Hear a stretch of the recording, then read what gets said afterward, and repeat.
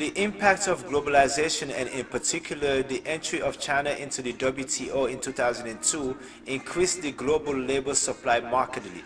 He says, excess supply of Chinese labor and the stream of low-cost Chinese goods into the world economy was a boon for global consumers and contributed to disinflationary price pressures, which many central businesses said was a result of their successful inflation targeting policies. He says in a jab to central bankers. The after effect of excess supply from China continue to linger. China now sets the global price for labor in manufacturing and may soon do the same in logistics and transportation. That's why the TPP was such a good fucking agreement, yo.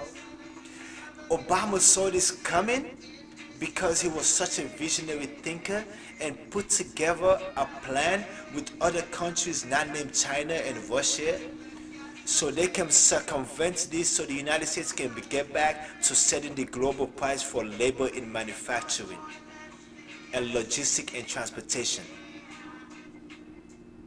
That would have been a better move than this fucking trade war based on tariffs that this fucking guy is doing. TPP would have taken care of all that bullshit without increasing prices at your local Giants, at your local Walmart, at your local Target. Or prices about to be go all the way up. Prices about to go all the way the fuck up, yo. I don't even know. Alibaba and Amazon rival is the biggest online sales platform in the world. They're building up warehouse just as fast as Amazon. That is Amazon's competition worldwide. The political and social side effect of this is lower productivity, the unskilling of blue-collar workers, and to some extent a weakening outlook for middle-income labor, particularly in the manufacturing sector, some investment analysts believe. Chinese disruption in American labor market is at least on par with Amazon's disruption of traditional retail. This is an ongoing process, but what we are seeing is a balance of things, with China gaining quick in terms of lower to medium skilled labor in manufacturing and now logistics.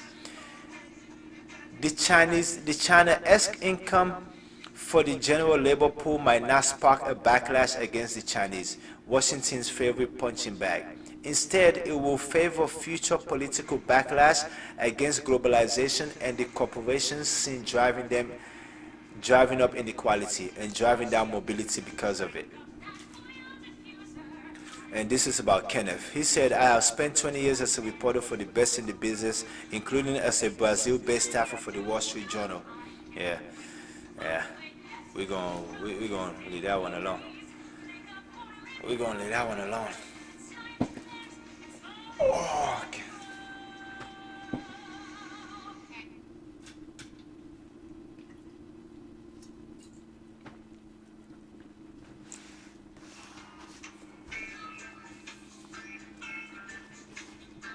Back to Mandela's long walk to freedom. Although I did not get a direct response from Kobe Coetzee, there were other signs that the government was preparing me for a different kind of existence. On the day before Christmas, Lieutenant Colonel Gary Marks, the Deputy Commander of Portsmouth, wandered by my cell after breakfast and said quite casually, Mandela, would you like to see the city? I was not exactly certain what he had in mind, but I thought there was no harm in saying yes. Good, he said, come along. I walked with the colonel through the 15 locked metal doors between my cell and the entrance, and when we emerged, I found his car waiting for us. We drove into Cape Town along the lovely road that runs parallel to the coast. He had no destination in mind, and we simply meandered around the city in a leisurely fashion. It was absolutely riveting to watch the simple activities of people out in the world. Old men sitting in the sun, women doing their shopping, people walking their dogs. It is precisely those mundane activities of daily life that one misses most in prison. I felt like a curious tourist in a strange and remarkable land. After an hour or so, Colonel Mark stopped the car in front of a small shop in a quiet street. "Would you like a cold drink?" he asked. I nodded, and he disappeared into the shop. I sat there alone. For the first few moments, I did not think about my situation. But as the seconds ticked away, I became more and more agitated. For the first time in 22 years, I was out in the world and unguarded. I had a vision of opening the door.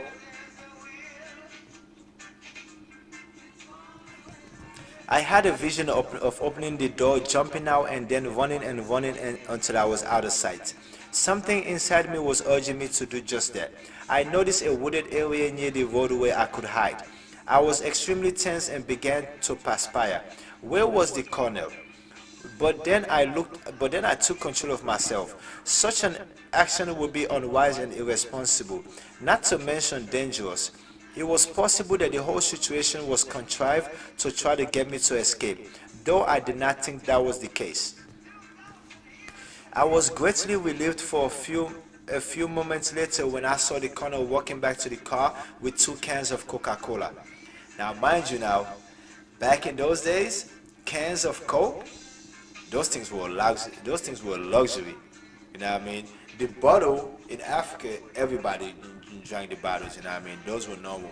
But the cans with the pop thingy, those were luxury. So, as it turned out, that day in Cape Town was the first of many excursions. Over the next few months, I went out again with the colonel, not only to Cape Town but to some of the sites around the city, its beautiful beaches and lovely cool mountains. Soon, more junior officers were permitted to take me around.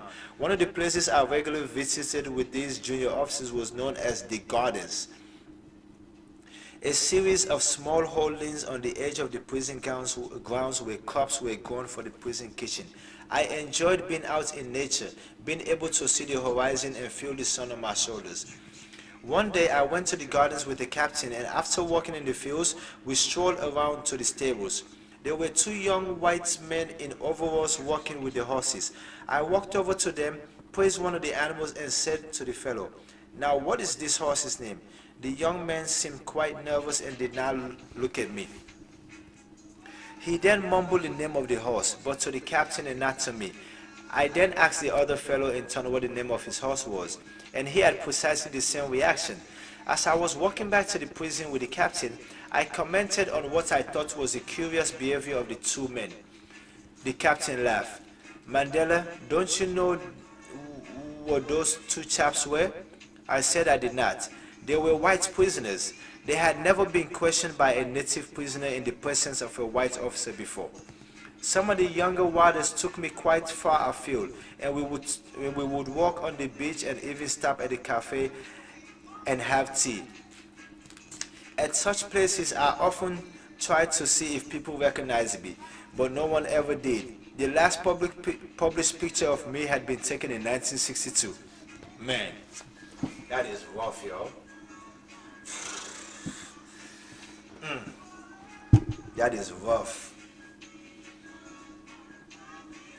Can you imagine if Dr. King wasn't killed? Instead, he was it wasn't killed, except he was sent to jail in Guantanamo Bay, and the only picture of him was taken in 1968, in 1967, and then 20 years later, 30 years later, he's walking around the streets in full beard and all that. No one recognizes him because he's been locked in Guantanamo Bay that long.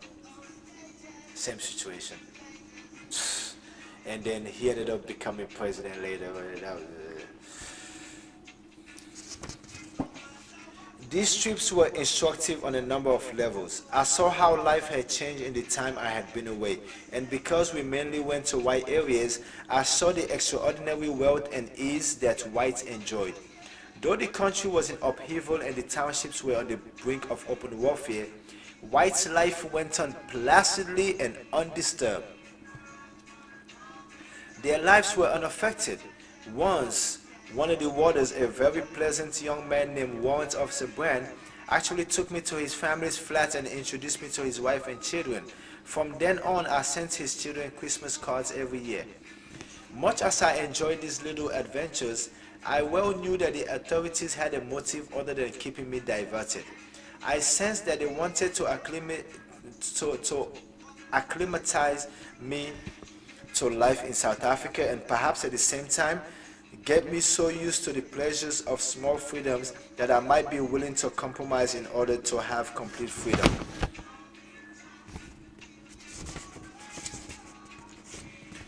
Chapter 92. In 1987, I resumed contact with Kobe Coetzee. I had several private meetings with him at his residence, and later that year, the government made its first concrete proposal.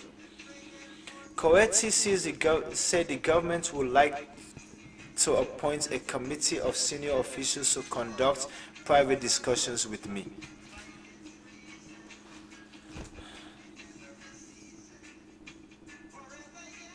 This will be done with the full knowledge of the state president, Coetzee said.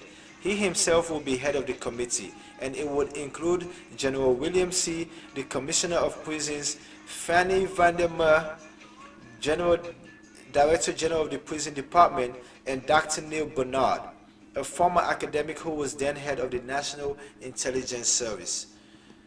The first